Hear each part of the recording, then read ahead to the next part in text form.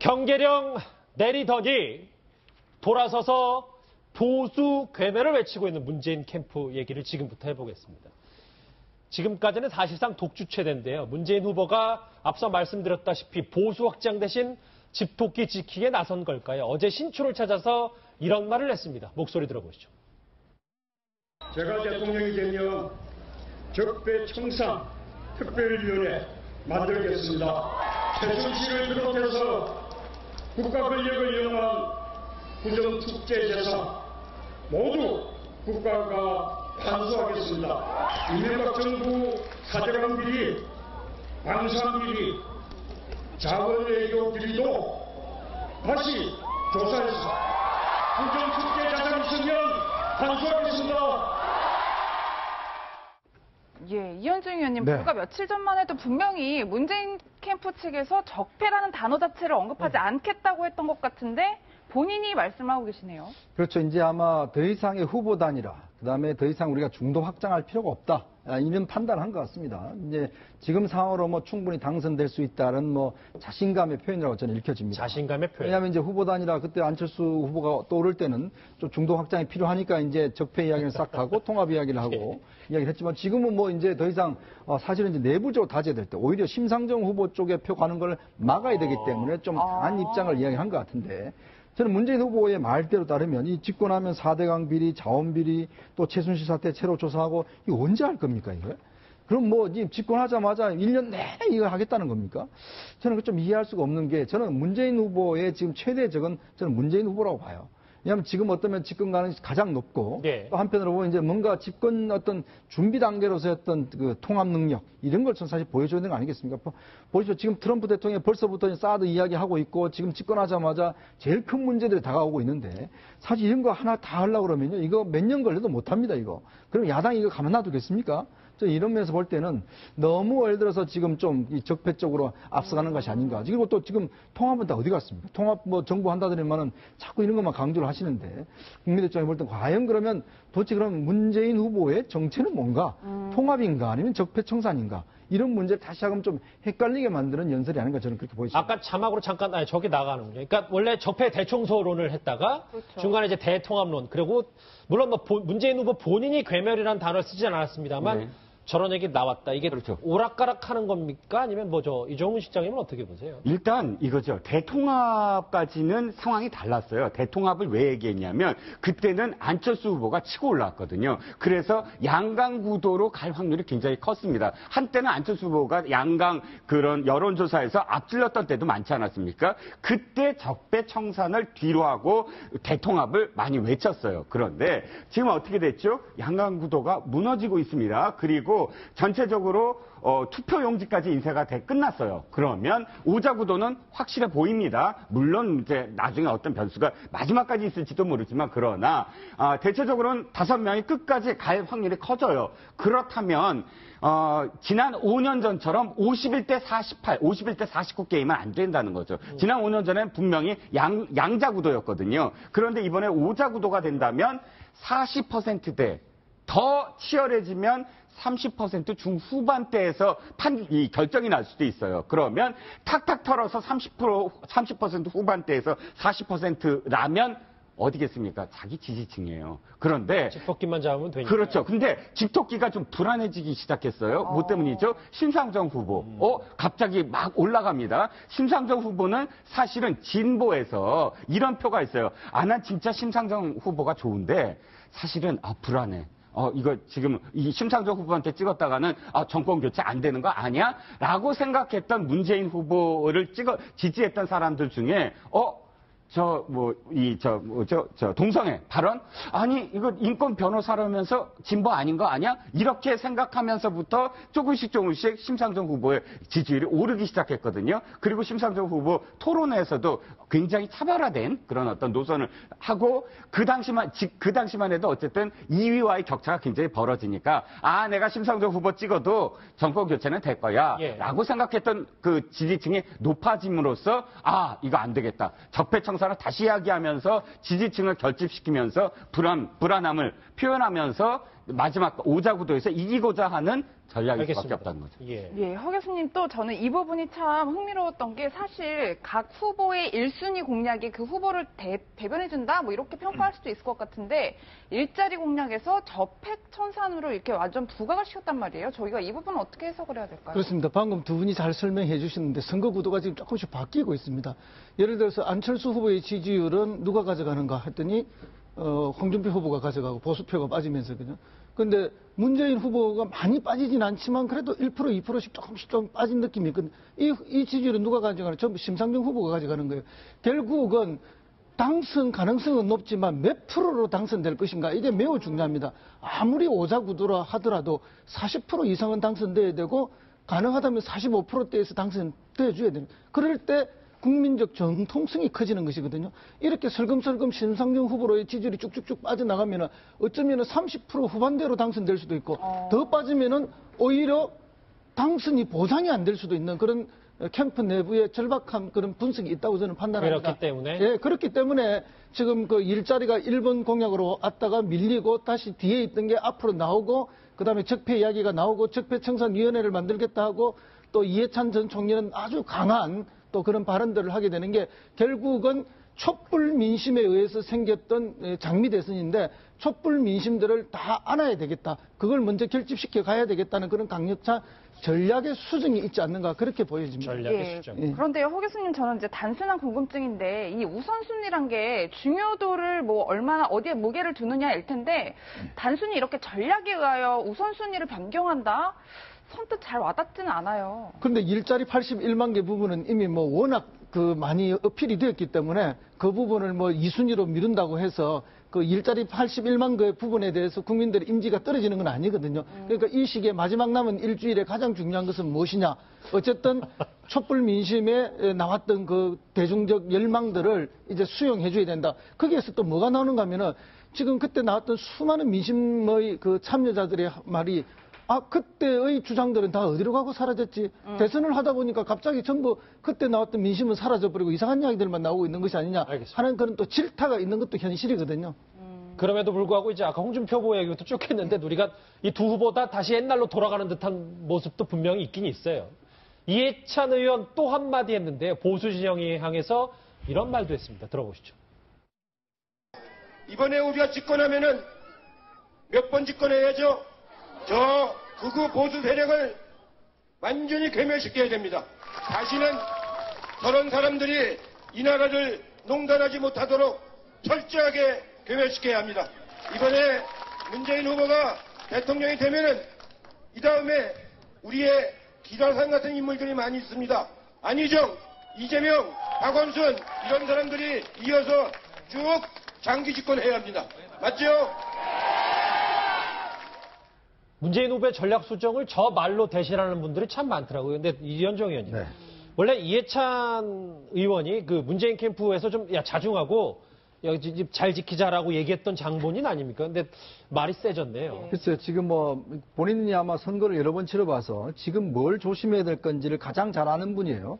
결국 설화를 빚지 않아야만이 이 선거가 이길 수 있다는 판단하는 분이고 또 그렇게 이야기를 했는데 본인 스스로 지금 제가 볼 때는 좀 오버하시는 것 같습니다. 이게 특히 보면 이해찬 전 총리 같은 경우는 지금 뭐 친노의 자장에다가 사실 이론가시거든요.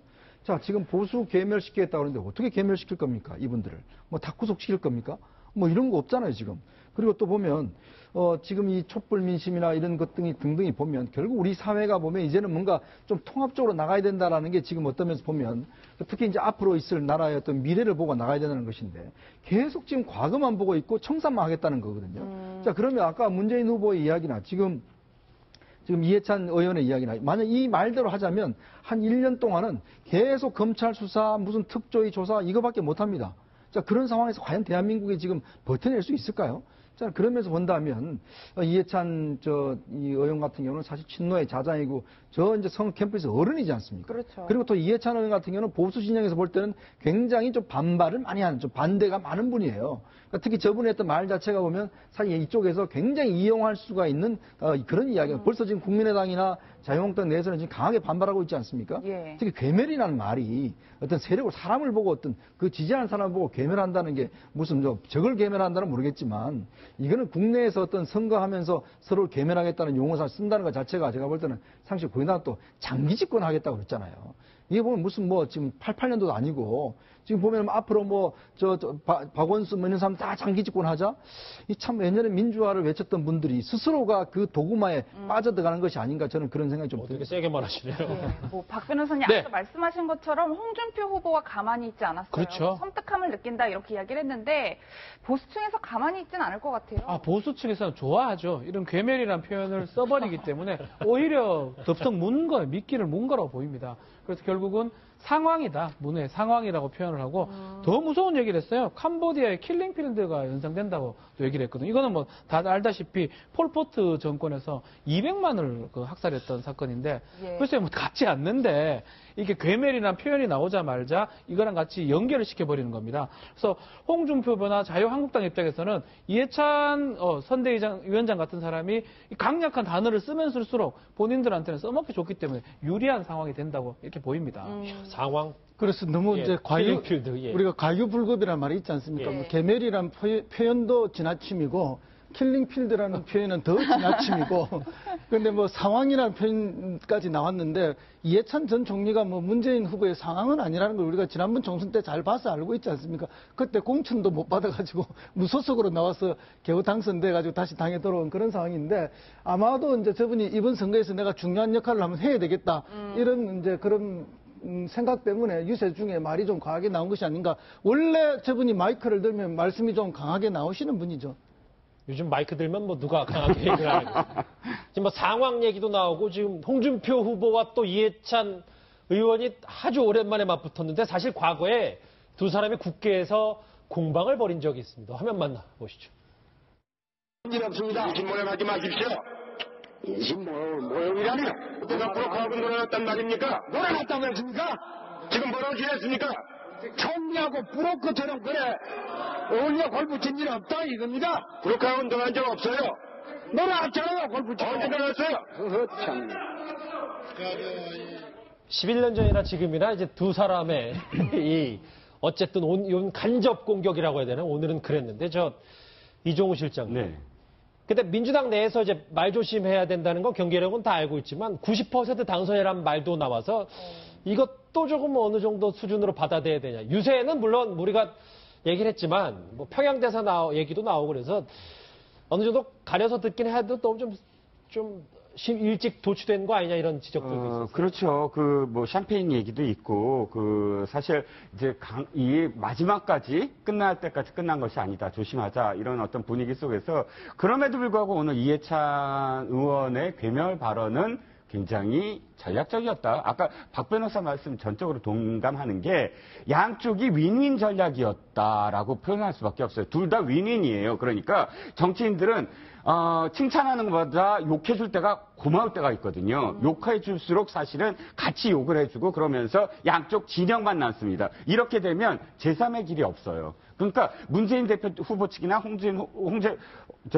홍준표 후보 측이나 서로 사실 진영으로 이제는 비판을 할 수밖에 없거든요. 진영으로 비판하면 뭐 종북 척결 대 보수 괴멸 이렇게 프레임이 딱 짜져요. 그러면 이렇게 프레임이 짜지면 서로 비판을 하는 속에서 나머지 세 후보는 끼어들 수가 없어요. 그건 진짜 낀철수가 되는 겁니다. 그렇죠. 그러니까 제3의 길 개헌 뭐 이런 이야기들은 전혀 이 프레임 안에 못 들어오거든요. 그러니까 서로 욕하는 게 고마운 상황이 된 거죠. 지금은.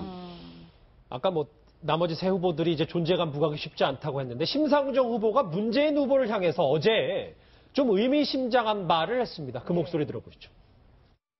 우리 문재인 후보님이요. 이분이 너무 약해요. 너무 매사모호해요. 확실하지 않아요. 그죠? 아니 아직 권력도 잡기 전에도 재벌들한테 이렇게 눈치 보고 단호하지 못하면은 권력 잡아서 하실 수 있겠어요? 제가 문재인 후보님 한번 뭐 비판하면은 아이고 우리 작은 당 정의당 다 날아갈 것 같아요.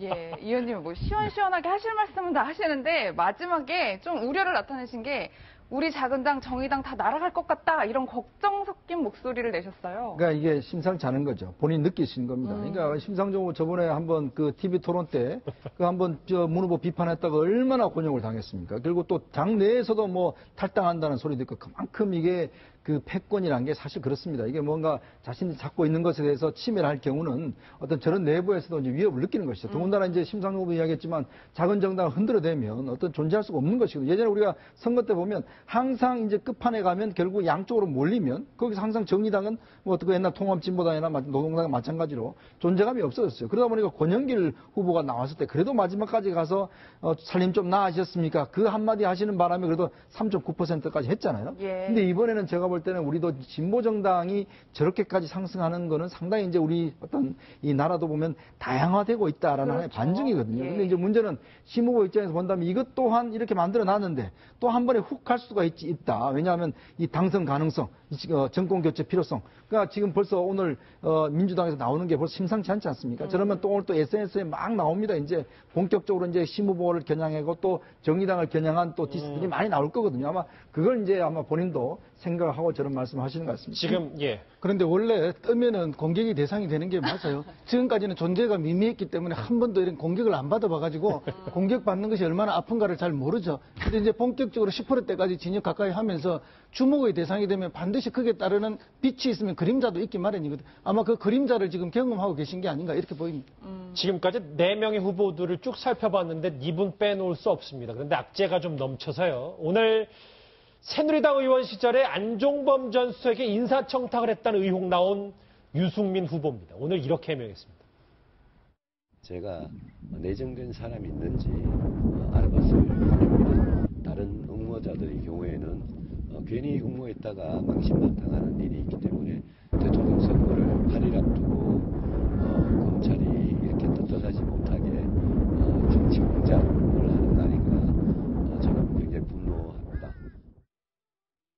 귀 기울여서 들으려는데 그렇죠. 잘 안 들려요. 박준 변호사님. 안종범 수석하고 이 관련성이 있습니다. 뭐 위스콘신 대학 같이 나왔기 때문에 동양이기도 하고요. 그래서 일간지에서 2014년에서 15년까지 이 금융 관련된 사람을 부탁한 거 아니냐 이렇게 지금 보도가 나왔고요. 근데 지금 유승민 후보는 강력하게 지금 부인을 하고 있고 며칠 안 남은 상황에서 공작을 하고 있다라고 얘기를 하고 있는데 좀 제주도인데 제주도에서 지금 바람이 많이 불어 잘 안 느끼는데 상당히 분노를 하고 있고 조치를 좀 취하겠다고 지금 입장을 밝힌 그런 상황입니다. 글쎄요, 뭐 당내 이탈도 있고 좀 악재가 조금 일단 뭐 의혹 수준이긴 합니다만 유승민 후보 얘기까지 해봤습니다.